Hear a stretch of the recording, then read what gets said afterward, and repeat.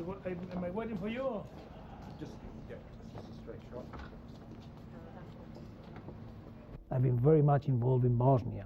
I've seen terrible things, but I never expected to see what we are seeing now by the same man who started the war in the Balkans in 1992.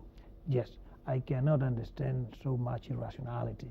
My mind, even in the blackest nightmares, could not imagine that at the turn of the century we would see the suffering, the inhuman behaviour that Milosevic is presented to us now.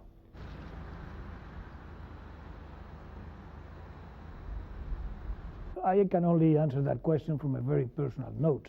I don't want to involve anybody else in what I'm going to say. As I told you before, I've been involved from the very beginning. If I look back to 1992, 1993, if I look back, now I wish we had done, or I had done, something more before. But again, this is my own reflection as a personal reflection as a human being who has been involved very much, very profoundly from the very beginning with the crisis in the Balkans. But it's very easy to say now. To turn history back is very easy, but it was much more difficult to imagine in 1992, 1993 that the behavior will be so cruel and so rude. The channels of communication, of course, are open.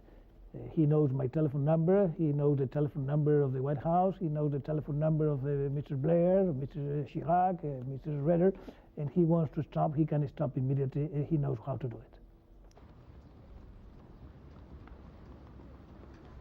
I don't have the sort of mind to understand President Milosevic.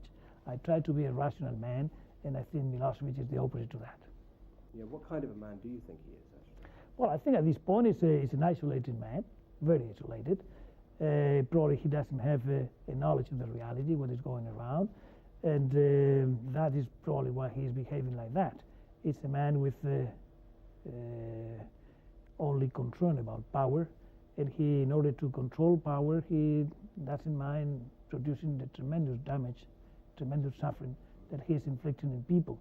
One thing that seems to be happening from what we receive in the media is that this is actually strengthening the resolve.